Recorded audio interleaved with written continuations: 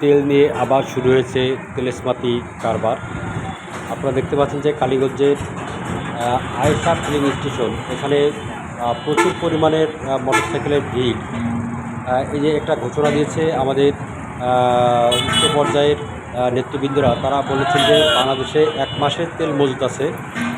এই ঘটনা বা এই কথাটা শোনার পর থেকেই বিভিন্ন তেল পাম্পে তেলের সিরিয়াল শুরু হয়েছে। আসলে আমরা বাঙালি, আমরা এটা বুঝি না যে একটা দেশে 1 মাস বা 2 মাসের তেলই মজুত থাকে, এবং তেলগুলো কিন্তু রানিং থাকে, সবসময় তেল আসতে থাকে জাহাজে, আর এই তেলগুলো বিক্রি হতে থাকে।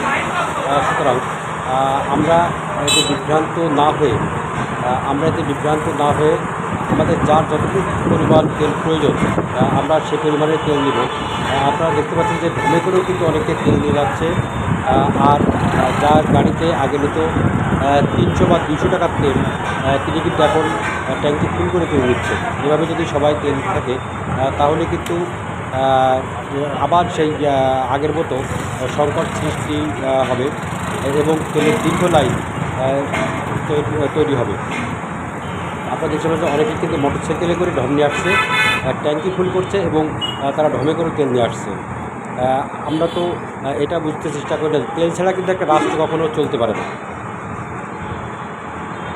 এভাবে যদি লাইন থাকে তাহলে আমাদের সবার জন্য এটা ভয়াবহ বা বিপজ্জনক পরিস্থিতি সৃষ্টি করবে। আমরা দয়া করে কেউ যার যতটুকু প্রয়োজন সেই যতটুকু তেল দেবো, অতিরিক্ত তেল কেউ মজুত করবো না।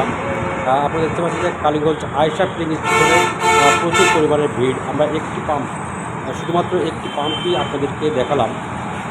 আর আমি অনেকের সঙ্গে কথা বলে দেখেছি, তারা বলছে যে রাষ্ট্রে কিছু গোপন বিষয় থাকা প্রয়োজন। এই যে এতদিনের তেল মজুদ আছে, অতদিনের তেল মজুদ আছে, এই কথাগুলো পাবলিকের কাছে না বলাটাই শ্রেয়, কারণ এতে করে বেশি সমস্যার সৃষ্টি হয়। যখনই বলা হয়েছে যে বাংলাদেশে 21 দিনের তেল মজুদ আছে বা 30 দিনের তেল মজুদ আছে, তখনই বাঙালির মাথা খারাপ হয়ে যায় যে তেল হয়তো বা আর পাওয়া যাবে না, আর হয়তো বা আমরা চলাফেরা করতে পারবো না। এভাবেই সবাই তেল নিয়ে যে মজুত করছে। আর বিশেষ করে আমাদের কালীগঞ্জে যেই মোটরসাইকেলগুলো আসছে, এইগুলো বেশিরভাগ আসছে বাইরে থেকে।